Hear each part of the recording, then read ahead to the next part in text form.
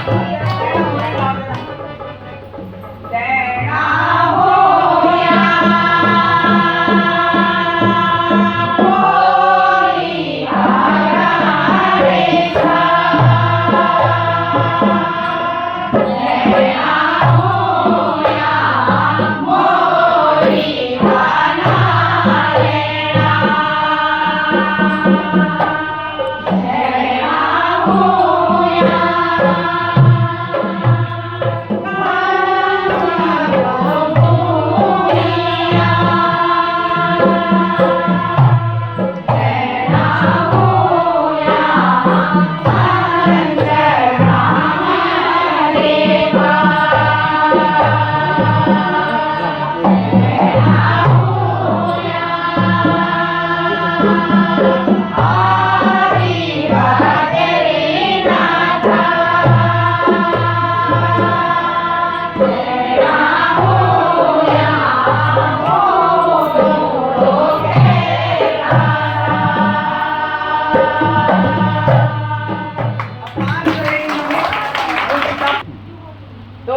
आपने जो है केवल 4 दिनों में समर्पित होकर के 6 सीखे, 6 है ना, दो मानव थे और 4 लोग नृत्य प्रधान लोग थे। तो वो नृत्य भी सीखा, सबने नृत्य करा, सबने नृत्य सीखा और बहुत बढ़िया करेंगे। तो आगे भी बढ़िया होगा और आपका भी बहुत बहुत धन्यवाद, क्योंकि ऊर्जा मिल गई मुझे कि कुछ हमारे ऐसे भी हैं जो सीखना चाहते हैं, जो सीखना चाहते हैं। देखो ज़्यादा सीखना चाहते हैं, तबला घड़िया सब सीखना चाह रहे हैं। हमारे छोटी-छोटी गलतियां होंगी, अरे कोई नहीं, तबला घड़िया में सब अच्छा होगा। और दूसरी चीज ये है कि जब मेरे को ऐसे अच्छे लोग मिलते हैं, समर्पित होते हैं, तो मेरे को भी मन करता है कि यार और जिए और बताएं और बढ़िया करें। और देहरादून में जब मैं रिटायरमेंट के बाद गई तो वहाँ पर मैंने सभी बहनों को, सभी लोगों को ये लोक संगीत मैंने सिखाया वहाँ पर। तो आज वहाँ पर जो है बहुत अच्छी बयान बह रही है हमारी संस्कृति की, और लोगों को भी, सबको जो है उससे एक मार्गदर्शन मिल रहा है।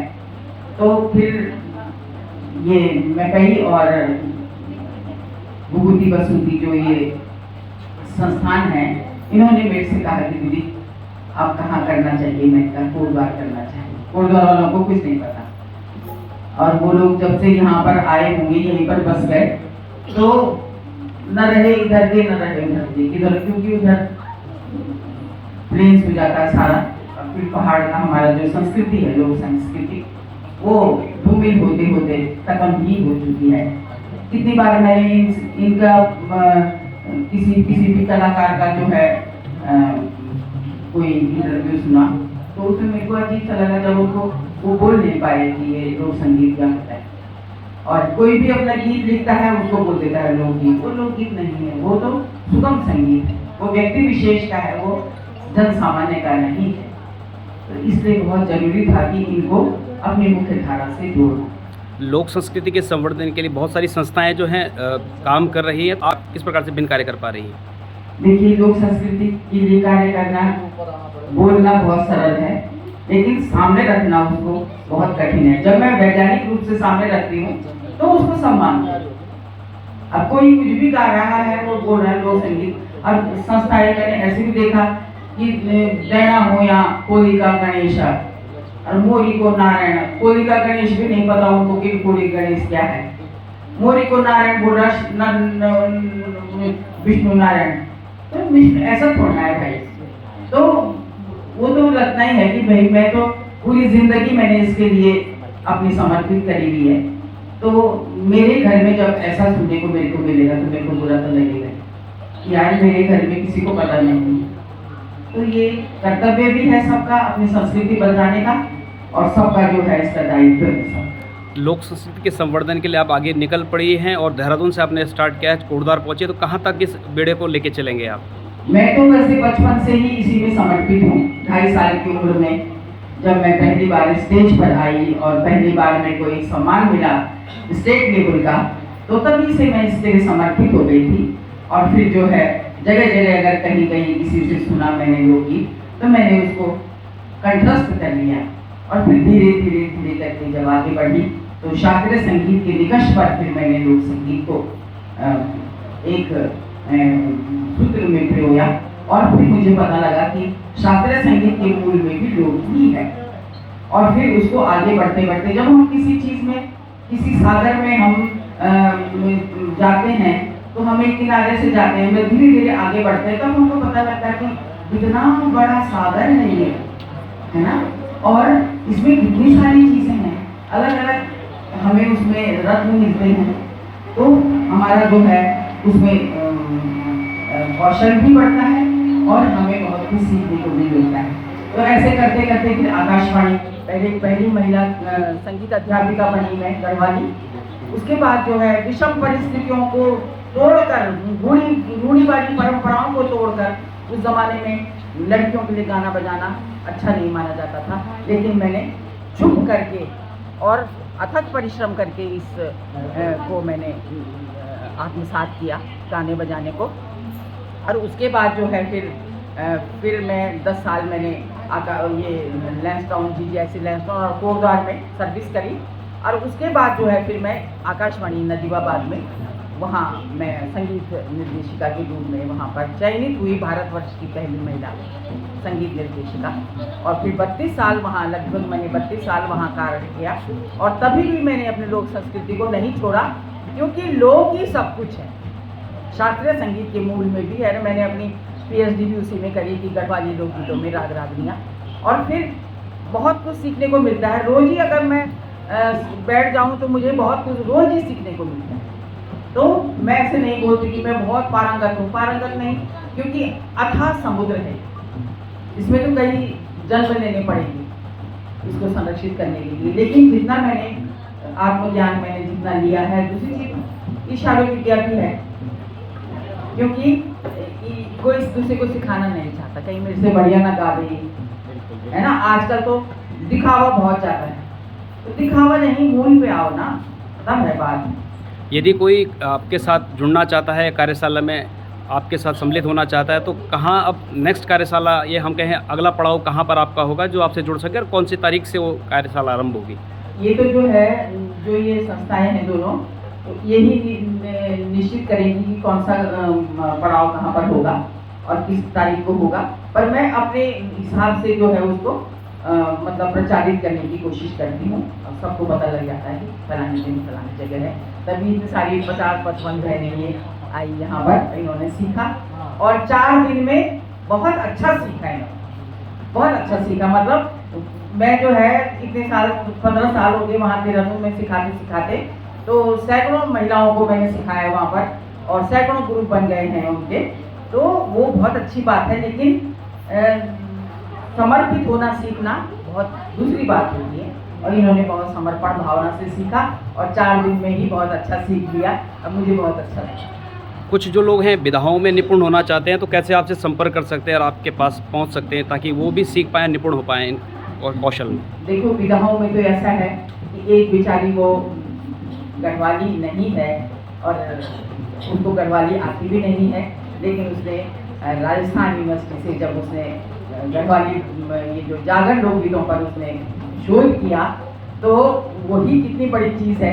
और वो मेरे पास, उसको ये स्कूटी चलानी भी नहीं आती थी, उसने मेरा पता नोट करा और उसके बाद जो है वो हरिद्वार से हर तीसरे दिन मेरे पास आई और सीखा उसने बहुत कुछ। एक बच्चा यहाँ पर आया हुआ है और मुझे बहुत फक्र है उसमें, ये उसने पूरा संभाला हुआ है यहाँ पर, और मैं निष्फिक्र होके मतलब उससे करवा सकती हूँ ये काम। इसका नाम है नवीन, और ये नवीन जो है बचपन से मेरे को आकाशवाणी नजीबाबाद में जब लोकगीत मैं सिखाती थी या ये सुनता था, तो फिर जो है मैंने बहुत सारे धारावाहिक भी बनाए, वो सब इसने सुने होंगे। इसको सारा याद है।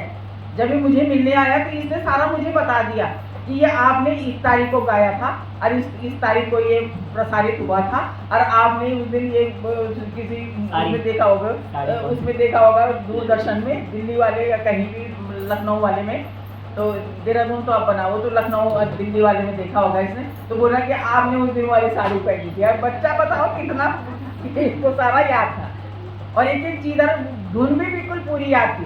तो इससे बड़ा चीज़ और क्या होगा। और वो जो है उसने PhD करी, और आज जो है वो जब उसने उसको डॉक्टरेट उपाधि मिली जब उसे, तो उसने फिर मुझसे फ़ोन पे बात करा कि मैं उस दिन जा नहीं पाई उसके साथ वहाँ यूनिवर्सिटी में, तो उसने वहीं से जो है मेरे को फ़ोन करा और इतने ज़ोर ज़ोर से रोने लगे। मैंने सोचा कि इसको क्या हुआ भाई, इसके तो नंबर बहुत अच्छे आए हुए, फिर रो क्यों रही है, इसको डिग्री नहीं मिली क्या? तब कहने की कि मैं कभी सपने में भी नहीं सोच सकती थी कि डॉक्टर लगेगा मेरे नाम के आगे ना। और इससे बड़ा और क्या सम्मान है, इससे बड़ा और कुछ बड़ा सम्मान है। इसमें बहुत कुछ है, PhD करने के लिए भी है, संगीत विषय के लिए भी है, हर चीज़ के लिए है। इतिहास, भूगोल, रहन सहन सब चीज, गढ़वाली लोकगीतों में ऐतिहासिक अध्ययन, गढ़वाली लोकगीतों में भौगोलिकता, गढ़वाली लोकगीतों की भाषा सौंदर्य, क्या नहीं हो सकता है अपने पर। ये है कि करने वाला हो, है ना, समर्पित होना चाहिए, अर्जुन होना चाहिए किसी को। और ये बहनें जो है अपना सब काम निपटा करके अब तो रोज 10 बजे ये वहाँ पर सीखने आई मुझसे, और फिर इन्होंने बहुत अच्छा सीखा। तो कैसा लगा? बहुत अच्छा लगा दीदी, आपके साथ मुझे रहकर आपका आशीर्वाद मिला, ये हमारे सबसे बड़ी बात है। बहुत अच्छा लगा। और ये लोग पहले पता नहीं थे ना? नहीं, पहली बार हाँ। पहली बार सुना, ये पता नहीं था कि झुमेलो किसको बोलते हैं, खड़िया किसको बोलते हैं। मुझे तो वाकई नहीं पता था कि झुमेलो किसको बोलते हैं, खड़िया किसको बोलते हैं, चौकला किसको बोलते हैं। मैंने ये सब आपसे सीखा है। और देना हो यहाँ कैसा लगा? बहुत सुंदर। आ गया ना? आ गया। नहीं तो वो विकृत रूप में था समाज में, है ना। और जो जस देना बढ़िया, है ना, है ना। अब ये भी सीखा कि मोरी को नारायण किसे बोलते हैं, बताओ किसको बोलते हैं मोरी को नारायण? खिड़की से तो सबसे पहले मोरी किसको बोलते हैं? खिड़की के लिए बोलते हैं मोरी। और सबसे पहले हमारी जो खिड़की होती है पूरब दिशा की, उससे जब पहले पूरे भगवान के दर्शन होते हैं, वही है मोरी की नारायण। वो भी आप कैसे सीखा? अच्छा लगा? और क्या बोला? आपके सानिध्य में आए और सभी को मंच में जाने का मौका मिला। मैं वही चाहते कि आप हम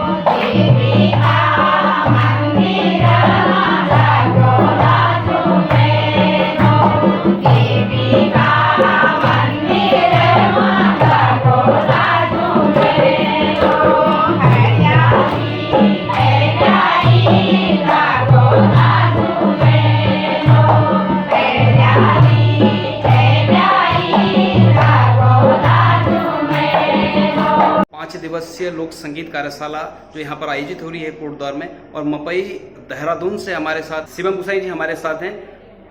मपई MNC कंपनी है जो 170 से अधिक देशों में जो है कार्य कर रही है। आइए उन्हीं से जाने कि जो स्पॉन्सरशिप आप लोग कर रहे हैं आज इस प्रकार के कार्यक्रमों का।